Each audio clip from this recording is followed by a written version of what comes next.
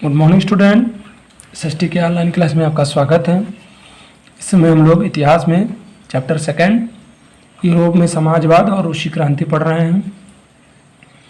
हम लोग का जो टॉपिक है आज वो है यूरोप में समाजवाद का आगमन। देखिए, समाजवाद जो है एक दूरगामी विचारधारा है और ये यूरोप में सबसे ज़्यादा 19वीं सदी के मध्य में आया और लोगों ने इसके बारे में जाना। समाजवादी जो विचारधारा के लोग थे ये निजी संपत्ति के धुर विरोधी थे।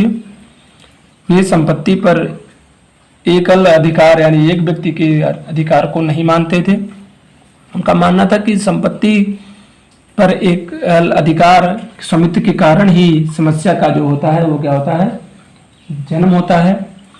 उनका तर्क था कि बहुत से लोगों के पास संपत्ति तो है जिससे लोगों को रोजगार भी मिलता है, लेकिन समस्या यह है कि जो संपत्तिधारी व्यक्ति वह सिर्फ अपना फायदा देखता है, वह अन्य व्यक्तियों के बारे में नहीं सोचता। उसकी संपत्ति को उत्पादनशील बनाते हैं लोग। इसलिए महत्वपूर्ण सामाजिक हित के लिए यह जरूरी है कि जो संपत्ति है वो एकल व्यक्ति की जगह संपूर्ण समाज का हो और उस पर संपूर्ण समाज का अधिकार हो।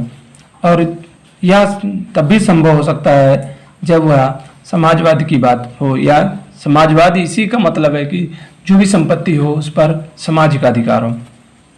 समाजवादी इस प्रकार का परिवर्तन चाहते थे कि इसके लिए उन्होंने बड़े पैमाने पर अभियान भी चलाया। कोई समाज संपत्ति के अभाव में कैसे चल सकता है? समाजवादी समाज का अभाव क्या होगा? समाजवादी भविष्य को विभिन्न दृष्टि से देखते थे। कुछ समाजवादियों की दिलचस्पी को कॉपरेटिव या सामूहिक उद्यम के विचार में भी थी। इंग्लैंड के जाने माने उद्योगपति रॉबर्ट ओवेन द्वारा एक नया समन्वय नाम से एक नए समुदाय की रचना का प्रयास किया गया। इनका प्रयास इंडियाना नामक यूएसए के प्रांत में किया गया। कुछ समाजवादियों का मत था कि व्यक्तिगत पहलकदमी से ज़्यादा बड़े सामूहिक हितों की रचना नहीं की जा सकती। जैसे फ्रांस में लुई ब्लांक चाहते थे कि सरकार द्वारा सामूहिक उद्यमों को अधिक महत्व दिया जाए, यानी सामूहिक रूप से लोगों को काम करने का मौका दिया जाए, तथा पूंजीवादी को हटाया जाए। जो एक व्यक्ति का वर्चस्व है, सिंगल व्यक्ति का जो वर्चस्व, उसको हटाया जाए। कॉपरेटिव ऐसे लोगों के समूह थे जो मिलकर चीज़ों का निर्माण करते थे और जो मिलकर वस्तुएं बनाते थे और उनसे होने वाले लाभों को आपस में बांटते थे। समाजवादी लोग यही चाहते थे, ठीक है ना। कार्ल मार्क्स 1818 से 1882 और फ्रेडरिक एंगेल्स ने इस दिशा में कई नए तर्क पेश किए। मार्क्स का विचार था कि औद्योगिक समाज जो है वो पूंजीवाद समाज और फैक्ट्रियों में लगी पूंजी पर पूंजीपतियों का स्वामित्व है। पूंजीपतियों को जो लाभ होता है वह मजदूरों की मेहनत से होता है। अतः मार्क्स ने यह निष्कर्ष निकाला कि मजदूरों की स्थिति तब तक सुधार नहीं होगा जब तक पूंजीपति वर्ग फैक्ट्रियों में स्वयं लाभ कमाते रहेंगे। यानी जब तक पूंजीपतियों अपने व्यक्तिगत लाभ के लिए फैक्ट्रियों में पैसा लगाएंगे और मनुष्य जो फैक्ट्री में काम करने वाले वर्कर हैं वो केवल मजदूरों की तरह काम करेंगे, तो यह संभव नहीं हो पाएगा। अपनी इस स्थिति में सुधार लाने के लिए हमें मजदूरों की पूंजीवादी और निजी संपत्ति पर आधारित शासन को उखाड़ फेंकना होगा। मार्क्स का मानना था कि अगर मजदूरों को इस शोषण से आज़ाद कराना है तो उनके लिए एक अलग समाज की स्थापना करनी होगी जहां संपत्ति को पूरे समाज में विभाजित किया जा सके। उन्होंने भविष्य के इस समाज को साम्यवादी समाज का नाम दिया, कम्युनिस्ट सोसाइटी। मार्क्स का विश्वास था कि पूंजीपतियों के साथ होने वाले संघर्ष में मजदूर वर्ग की ही विजय होगी। समाजवाद के लिए समर्थन, अगला जो टॉपिक है वो समाजवाद के लिए समर्थन। 1870 का दशक आते आते समाजवाद के विचार पूरे यूरोप में फैल चुके थे।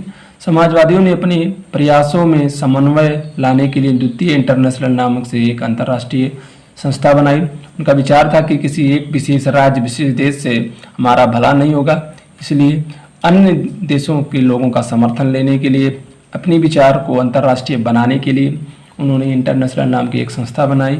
इसी से प्रेरित होकर इंग्लैंड और जर्मनी के मजदूरों ने भी अपनी कार्य स्थितियों और जीवन में सुधार लाने के लिए संगठन बनाने शुरू कर दिए। संकट के समय में संगठन के सदस्यों की सहायता के लिए कोष भी स्थापित किए गए तथा सरकार के सामने अधिकारियों के संघर्ष के आरंभ किए गए। इन संगठनों का संबंध जर्मनी में सोशल डेमोक्रेटिक पार्टी से था। ये संगठन इनकी सहायता करते थे। ब्रिटेन के समाजवादियों और यूनियन आंदोलनकारियों ने वर्ष 1905 में लेबर पार्टी के नाम से और फ्रांस में सोशलिस्ट पार्टी के नाम से एक अलग पार्टी बनाई। अभी भी ब्रिटेन में लेबर पार्टी है, बना ली। सन 1914 तक यूरोप में कहीं भी समाजवादी सरकार के संगठन जो सफल नहीं हो पाए, क्योंकि सरकारों ने रूढ़वाद जो सरकार थे उनमें रूढ़वादी, उदारवादी और रेडिकलों ने ही अपना कब्जा जमा रखा था। लेकिन इन लोगों का मेहनत रंग लाया और रूस में इन लोगों की सरकार बनी। अगला जो टॉपिक है वो हम लोग का है रूसी क्रांति। रूस यूरोप का सबसे पिछड़ा हुआ देश था जहां उपयुक्त समीकरण के ने काम नहीं किया।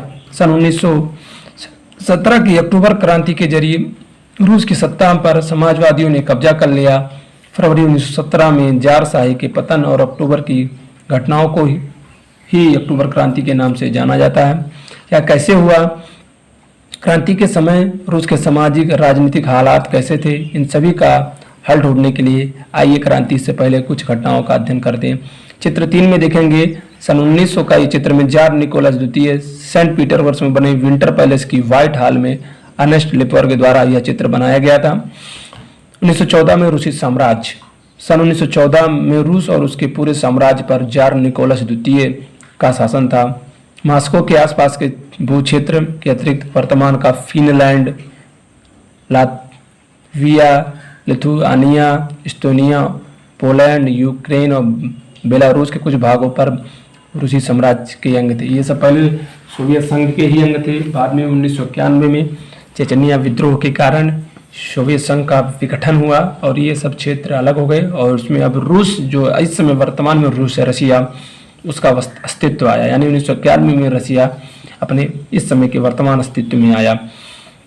यह साम्राज्य प्रशांत महासागर तक फैला था। जान लीजिए रूस विश्व का एक ऐसा देश है जो दो महाद्वीपों में पड़ता है, आधा एशिया महाद्वीप में और आधा यूरोप महाद्वीप में। वर्तमान के मध्य एशियाई राज्यों के साथ साथ जॉर्जिया, आर्मेनिया और अजरबैजान भी इसी साम्राज्य में सम्मिलित थे। रूस में ग्रीक ऑर्थोडॉक्स चर्च से उत्पन्न शाखा काम करती थी।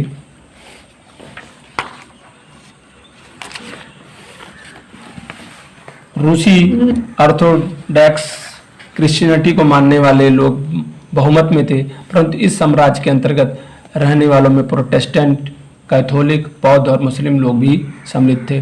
अर्थव्यवस्था और समाज।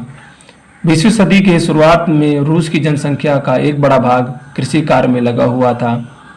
रूसी साम्राज्य का लगभग 85% जो जनता थी वह आजीविका के लिए अभी भी खेती पर ही निर्भर थी, जबकि यूरोप के किसी भी देश में खेती पर आश्रित जनता का प्रतिशत इतना नहीं था जितना कि रूस में था। उदाहरण में फ्रांस और जर्मनी में खेती पर निर्भर जनसंख्या 40 से 50% से ज़्यादा नहीं थी, जबकि रूसी साम्राज्य किसान आवश्यकता पूर्ति के अतिरिक्त बाजार के लिए भी पैदावार करते थे। रूस अनाज का एक बड़ा निर्यातक था। देखिए चित्र 5 में देखिए युद्ध से पूर्व का दृश्य। सेंट पीटरबर्ग में बेरोजगार किसान, अधिकांश लोग टूटे फूटे मकानों में रहते थे और लंगरों में ही भोजन किया करते थे। उस समय उद्योग धंधे बहुत कम थे। सेंट पीटरबर्ग और मॉस्को ही प्रमुख औद्योगिक क्षेत्र थे। हालांकि ज़्यादातर उत्पादन कारीगर ही करते थे, लेकिन कारीगरों की वर्कशॉप के साथ साथ बड़े बड़े कल कारखाने भी स्थापित किए गए थे। ज़्यादा कारखाने 1890 के दशक में शुरू किए गए, जब रूस में रेलवे नेटवर्क फैलाया जा रहा था। उसी समय रूसी उद्योगों में विदेशी निवेश बड़ी तेजी से बढ़ा और इस कारकों के चलते ही कुछ वर्षों में रूस में कोयला उत्पादन में 2 गुना और स्टील उत्पादन में 4 गुना क्या हो गई, बढ़ोतरी हो गई। क्यों? क्योंकि रेल के पटरियां बिछाने में और अन्य जगहों में जब बड़े बड़े उद्योगपति ने सोचा कि रेलों का रूस में नेटवर्क फैलाया जा रहा है और यही सही समय है उन्हें अपने व्यापार को बढ़ाने के लिए। सन 1900 तक कुछ क्षेत्रों में तो कारीगर और कारखाना मजदूरों की संख्या भी लगभग बराबर हो चुकी थी। ये चित्र दिया है, देखिए क्रांति से पहले रूस की एक डॉर्मिटरी में बने बंकर में सोते हुए मजदूर थे। ये मजदूरी अपनी बारी बारी से सोते थे और इनके परिवार इनके साथ नहीं रह सकते थे। ज़्यादातर कारखाने उद्योगपतियों की निजी संपत्ति थे। मजदूरों को न्यूनतम वेतन मिलता रहे, उद्योगों की पाली घंटे निश्चित हो, इस बात का ध्यान रखने के लिए सरकारी विभाग बड़े बड़े कारखानों पर नियंत्रण दृष्टि बनाए रखते थे। लेकिन जो फैक्ट्री इंस्पेक्टर भी नियमों के उल्लंघन को रोक पाने में असफल थे। कारीगरों की इकाइयां वर्कशॉपों में काम की शिफ्ट प्राय 15 घंटे तक खिंच जाती थी, जबकि कारखानों में काम करने का जो समय था वो 10 से 12 घंटे के ही था।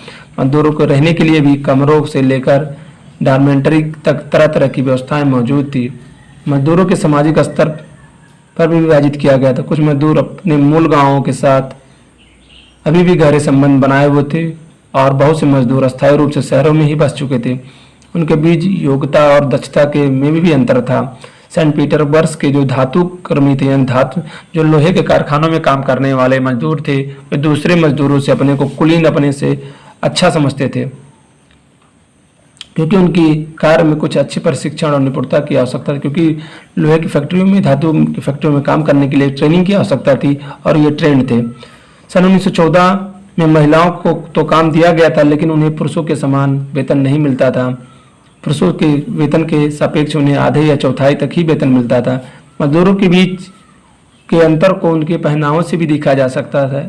ऐसी बेरोजगारी के चलते कई मजदूरों ने एक दूसरे की मदद के लिए कुछ संगठनों का भी गठन किया। इस सभी गठनों का फायदा तब देखने को मिलता था जब किसी मजदूर पर अत्याचार होता था, किसी मजदूर को नौकरी से निष्कासित कर दिया जाता, तब ये मजदूर संगठित होकर हड़ताल करते थे। 1896 से 97 के बीच कपड़ा उद्योग में तथा 1902 में धातु उद्योग में ऐसे ही हड़तालें बड़ी संख्या में आयोजित की गई थी। ग्रामीण क्षेत्रों में भी अधिकांश भूमि पर किसानों द्वारा खेती की जाती थी, लेकिन बड़ी संपत्तियों पर ऑर्थोडॉक्स चर्च का था, यानी ज़्यादातर जो खेती थे उस पर ऑर्थोडॉक्स चर्च का अधिकार था, सामंतों का अधिकार था और राजशाही जो राजा के लोग थे या राजा के जो भूमि थी उस पर था। मजदूरों की तरह किसान भी बटे हुए थे। वहाँ पर अधिकतर किसान धार्मिक स्वभाव के थे, लेकिन वे नवाबों और सामंतों का बिल्कुल सम्मान नहीं करते थे। यानी रूस में नवाब और सामंतों को इज्जत किसानों के द्वारा नहीं मिलती थी। नवाबों और सामंतों को जो सत्ता तथा हैसियत प्राप्त थी वह लोकप्रियता की वजह से नहीं, बल्कि जार के प्रति उनकी निष्ठा और चापलूसी की सेवाओं के बल पे थी। यहाँ की स्थिति फ्रांस से बिल्कुल अलग थी। उदाहरण, फ्रांस की क्रांति के दौरान ब्रिटेन के किसान न केवल नवाबों का सम्मान करते थे, अपितु उन्होंने नवाबों के प्रति लड़ाइयाँ भी लड़ी थी, जबकि रूसी क्रांति में किसान नवाबों के विरुद्ध थे और सन 1905 में कई स्थानों पर किसानों ने नवाबों की हत्या कर दी और उनकी जमीनों को भी किसानों में बांट दिया। रूस के